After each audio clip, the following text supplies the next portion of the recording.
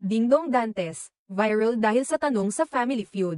Nagbigay ng iba't ibang reaksyon at komento ang isang tanong mula sa game show na Family Feud Philippines ng GMA Network na naugnay sa uri ng sasakyan na ginagamit sa pag-aresto sa isang sospek. Ang tanong na ito ay naging usap-usapan matapos itong i-post sa official Facebook page ng GMA Network. Ang tanong ay nakasaad sa art card na may sumusunod na pahayag, sa Pilipinas. Ang sospek na inaaresto ay isinasakay sa. Kasunod nito, ang mga pagpipilian ay A. Police car at B. Eroplano. Agad namang nag-viral ang tanong at hindi pinalampas ng mga netizens ang pagkakataon na magbigay ng kanilang mga opinyon tungkol dito. Nag-umpisa ang mga komento sa mga nakakatawang reaksyon.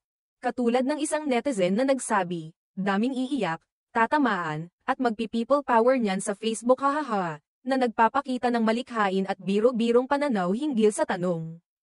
May ilan ding nagbiro ng kanilang pagsuporta kay Dingdong Dantes, na host ng nasabing game show, sa pamamagitan ng pagbanggit ng DDS, na may kinalaman sa political alignment.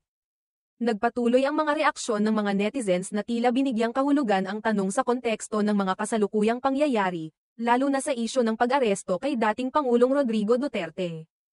Ayon sa ilang komento, mukhang ang tanong na ito ay may kinalaman sa kontrobersyal na insidente ng pag-aresto kay Duterte, na isinagawa noong 11 ng Marso taong 2025. Nang siya ay ipinadala sa International Criminal Court, ICC, sa The Hague, Netherlands. Ibinanggit ng ilang netizens na ang private plane na ginamit sa pagbiyahe ng dating Pangulo patungong The Hague ay isang aspeto ng mga kaganapan na maaaring nasadya sa tanong na ito. Marami rin sa mga komento ang nagbigay ng kanilang mga opinyon tungkol sa mga simbolismo ng tanong. Ayon sa iba, tila may mga hindi pagkakaintindihan o pagtama sa mga taong kasangkot sa kasalukuyang mga isyu ng bansa, lalo na tungkol sa mga personalidad na may kaugnayan sa pamahalaan. Isang netizen ang nagsabi, may mga feeling and enman sila na tatamaan. Ganun pa man, bato-bato sa langit. Tamaan sana magising enman, na nagpapahiwatig ng kritisismo sa mga nag-aalala o nagiging sensitibo sa mga katanungan na itinuturing nilang may kinalaman sa politika. Bagamat ang tanong sa game show ay tila isang simpleng katanungan na naglalayong magsaya at magbigay ng aliw sa mga manunood. Ito ay nagbigay daan sa mga malalim na diskurso at pagninilay sa mga kasalukuyang isyu ng bansa. Maraming netizens ang nagkomento tungkol sa koneksyon ng tanong sa mga kontemporaryong isyu.